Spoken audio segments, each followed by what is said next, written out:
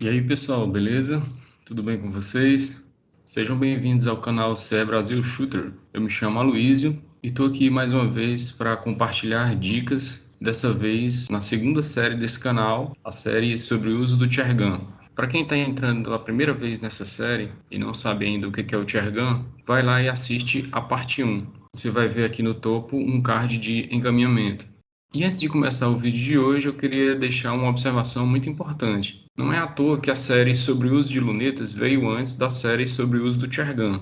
O motivo é que essa série sobre o Tchergan vai exigir conhecimentos que foram abordados lá na série sobre o uso de lunetas. Então, quem não assistiu à série sobre o uso de lunetas, vai lá e assiste antes de vir para essa série sobre o Tchergan. Eu coloquei aqui no topo da tela também um card de encaminhamento para você ir para a parte 1 da série sobre o uso de lunetas, se for o caso. Nessa série atual, pessoal, a série sobre o uso do Tchergan, a gente vai ver que é perfeitamente possível criar tabelas de compensação, tabelas assertivas, com nenhuma ou pouquíssima diferença de uma tabela feita na prática, que é extremamente trabalhosa. Nesse momento, tudo vai depender do rigor do atirador na hora de montar sua plataforma de tiro, zerar sua luneta e, especialmente, alimentar as informações corretas no aplicativo. Essas três coisas precisam ser feitas com bastante rigor e zelo. Bobeou em alguma dessas, a tabela não vai funcionar a contento. De forma que a palavra central é rigor. Seja extremamente rigoroso nessas três etapas e extremamente obediente às informações que serão passadas aqui nessa série. Uma outra observação que eu gostaria de deixar, meus amigos, é a seguinte: ninguém que queira ficar perito em algum assunto ficará de uma hora para outra sem adotar uma postura que favoreça isso, meus amigos. Qualquer assunto que se vai estudar e se queira aprofundamento, aquele assunto em que o estudante queira se tornar um profundo conhecedor dele, exige gasto de tempo, exige debruçamento sobre o assunto. Isso é um investimento. Exige pegar seu caderninho, fazer suas anotações, seus bizus, né? Para que você tenha ele sempre por perto e, portanto, tenha acesso fácil à informação. Apesar de todo mundo hoje ter um celular, mas acessar um ponto determinado de um vídeo longo é uma coisa que muitas vezes não é tão rápida. Por isso, a ideia do caderninho, que você anotou, montou, e ali você rapidamente acessa a informação que você quer relembrar. Aquilo ali, de tanto você consultar para tirar dúvidas, vai chegar uma hora que você assimilou. Depois que aprende, não desaprende mais, não tem mais volta, não tem mais como desaprender. Ah, Luiz, mas eu não tenho paciência para anotar, para me debruçar, não tenho tempo. Então pronto, você não vai ficar perito no assunto. Não adianta você querer ficar perito assistindo o vídeo em velocidade 2x, sem anotar nada e nunca ter visto o assunto. Se você não quer se dedicar, não quer se debruçar, investir tempo, fazer suas anotações, então esse canal não é para você. Pessoal, nada nessa vida vem de graça. Aliás, quando alguém vier para você com propostas de ganhos fáceis, seja de conhecimento ou seja lá de que for, saia fora, porque não existe almoço grátis. É preciso se pagar o preço para se adquirir qualquer coisa, sejam coisas tangíveis ou seja conhecimento. A Bíblia diz que o homem vai colher aquilo que ele plantar. É a lei da semeadura. E se ele não plantar? Então, não colhe nada. Aliás, até colhe. Colhe a vergonha de não ter o que poderia ter tido se tivesse plantado. Então, pessoal, essa é a mensagem preliminar desse vídeo que eu gostaria de deixar de reflexão para vocês. E vamos lá ao que interessa. Caderninho na mão e avancemos na parte 2 da série sobre o uso do Tchergan.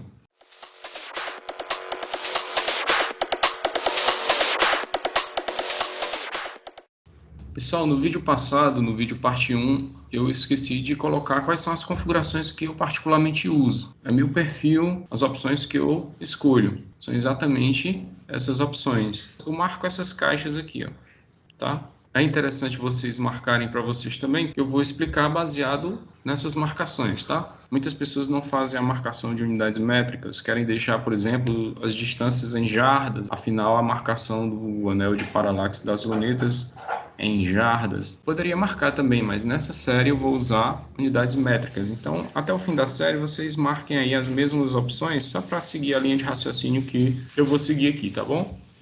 Também queria falar sobre algo que eu deixei de falar no vídeo parte 1, que é como editar um arquivo mantendo uma cópia do original.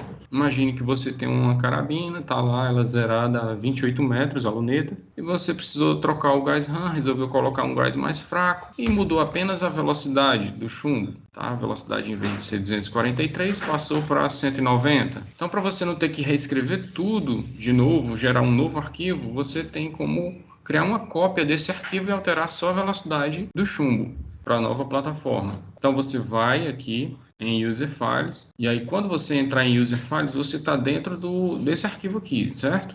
Que é aquele arquivo chamado de demonstração. Então você simplesmente acrescenta um número 2 aqui, por exemplo, ó, renomeei o arquivo e clica em acrescentar. Vai ser criado aqui um novo arquivo demonstração. Quando você acessar ele vai estar do mesmo jeito. Você só altera aqui a velocidade para o que é atual. Depois você volta na opção User Files. E pelo fato de você ter alterado um dado, antes de entrar nessa janela, vai aparecer essa aqui, perguntando se você quer reescrever essa edição sobre o arquivo demonstração 2. Você clica em sim e está feito. Você vai ter o arquivo demonstração original e uma cópia dele com um dado alterado, que é o dado de velocidade que você alterou.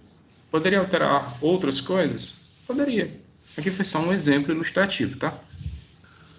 Bom, então a gente já falou em configuração do aplicativo, falamos sobre manipulação de arquivos e agora vamos falar sobre como alimentar o aplicativo de forma correta. O aplicativo, pessoal, ele tem esses campos aqui para serem preenchidos. A minha ideia era começar por esse, depois passar para esse aqui, seguindo uma ordem de cima para baixo. No entanto, para falar desse primeiro dado aqui, que é chumbo, falar, por exemplo, sobre cálculo de coeficiente balístico do chumbo, a gente vai precisar falar sobre velocidade, sobre site rate. Então, resolvi começar falando sobre velocidade, sobre site rate e sobre var zero, que é o foco dessa parte 2 da série. Então, vamos lá, vamos falar sobre velocidade. Como é que eu vou medir a velocidade do meu chumbo na saída do cano? Ou seja, no muzzle. Existem vários tipos de cronógrafos aí no mercado, desde os mais simples até os mais sofisticados. Então, você vai precisar investir num equipamento desse para poder ter acesso a essa informação, tá? Cada um desses equipamentos tem a sua forma particular de operação.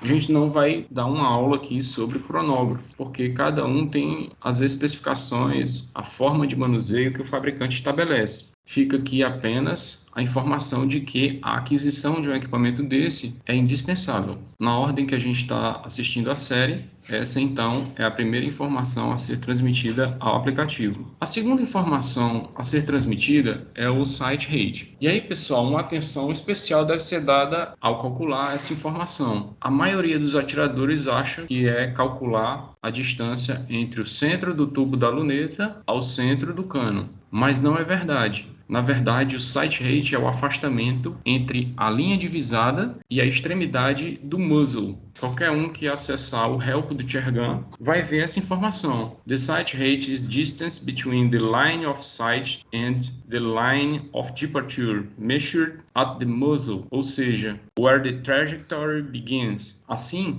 a sight rate é o afastamento entre a linha divisada e o início da trajetória balística, cujo início acontece a partir, logicamente, da boca do cano. Pessoal, uma informação passada errada para o Chergun vai implicar em erros graves, e isso será suficiente para que os resultados das tabelas geradas pelo Chergun não correspondam à necessidade real de compensação. Nessa figura aqui a gente tem a medida que a maioria dos atiradores faz e a medida que o aplicativo requer. Tá? O aplicativo requer que o site rate seja a distância entre a boca do cano, o centro, né, da trajetória balística aqui, e a linha divisada nessa altura aqui, e não nessa altura aqui.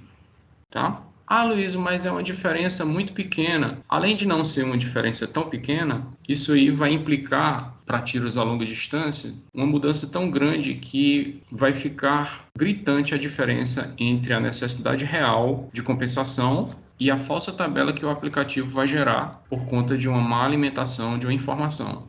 Bom, Luiz, e como é que eu vou fazer a medição disso? O primeiro passo, pessoal, é zerar a luneta na distância que você quer, tá? Então, zere a luneta na distância que você pretende, sei lá, 15 metros. Depois que você zerar a luneta, aí você vai fazer essa medição. Como é que você vai fazer a medição dessa sight rate? Você vai pegar uma folha e fazer um cruzamento plenamente ortogonal, como se fosse um desenho de um retículo. Depois você vai envolver a objetiva da luneta com papel alumínio, tá? Para diminuir a entrada de luz. Quanto menos luz entrar na luneta, menor vai ser a distância que você vai conseguir focar com nitidez, tá? Então a gente está controlando aqui a entrada de luz. E aí você vai fazer um pequeno furo de 3 milímetros ali, 4 milímetros no centro. E aí você vai tentar focar, enquadrar o X da luneta nesse X da folha, tá? Claro, você vai diminuir para o menor zoom, vai ajustar o anel de paralaxe também para o mínimo e vai tentar aproximar ao máximo a carabina,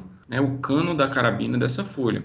Como fica ruim de enxergar tão perto, fica uma sugestão de você iluminar o centro do retículo, tá, com uma lanterna de alguma forma, certo? E aí você vai aproximar o máximo que você puder, fazer a visada do centro e efetuar um disparo, tá? Depois você vai medir a distância entre o centro da marcação que você fez na folha e o disparo. Este, pessoal, é que vai ser o scope rate. Eu dei um exemplo aqui com 5 centímetros, então você vai alimentar lá na plataforma os 5 centímetros. Então é isso, pessoal. Para muita gente deve estar sendo uma surpresa ouvir falar que a definição de scope rate é essa, mas é exatamente o que diz o help do Tchergan. E na prática eu percebi que era a única coisa que faltava para minhas tabelas baterem com o real, confesso a vocês. A próxima informação a ser passada para o aplicativo é o far zero, a distância de zeragem que você escolheu para a luneta. Se você escolheu 15 metros, então coloca aqui os 15. Vocês podem zerar, pessoal, a luneta na distância que você quiser. Mas saiba que para a sua plataforma específica de tiro existe uma distância ótima de zeragem. O que é uma distância ótima de zeragem? É a melhor distância para se zerar uma luneta. Como assim, Aloysio? É a distância que atenderá a maior faixa possível, sem a necessidade de efetuar compensações por dot ou por clique durante o disparo. Ou seja, é a distância que atenderá a maior faixa possível, fazendo a visada apenas com o centro do retículo. Por exemplo, um atirador zerou uma luneta a uma distância X e observou que, atirando de 5 até 10 metros, se ele fizer a visada com o centro do retículo, seus disparos serão satisfatórios, atenderão minimamente ao que ele quer. Em um outro momento, esse mesmo atirador resolveu zerar a luneta em uma outra distância, que eu chamei aqui de Y. E zerando a luneta a essa distância, ele observou que de 5 a 15 metros ele pode fazer visada com o centro do retículo e os seus disparos serão assertivos. Somente antes de 5 metros e depois de 15 metros é que haverá necessidade de compensação. De 5 até 15, ele pode fazer visada com o centro do retículo que vai dar certo. Nessa segunda situação, ele tem uma faixa maior de que na primeira situação, em que ele pode fazer visada utilizando apenas o centro do retículo. E aí ele pode fazer testes de zerar agora em uma outra distância e em outra e observar que para cada distância que ele zera a luneta, haverá uma faixa de um determinado tamanho que será bem atendida. E essas faixas elas serão maiores ou menores conforme seja a distância que ele zerou a luneta. O que é a distância ótima de zeragem? É aquela que atende a maior faixa. É isso que eu chamo de distância ótima de zeragem. Existe uma distância ótima de zeragem para cada plataforma de tiro. Aloysio, eu quero saber qual é a distância ótima de zeragem da minha plataforma. A gente vai abordar isso aí em um momento futuro dessa série, tá bom? Por enquanto, zere a sua arma na distância que você quiser e alimente o aplicativo com as informações que a gente abordou até aqui no vídeo parte 2 da série sobre o uso do Tchergan. Então, pessoal, é isso aí. Aloysio aqui com vocês no canal Se é Brasil Shooter com mais uma dica sobre o uso do Tchergan. Um grande abraço a todos.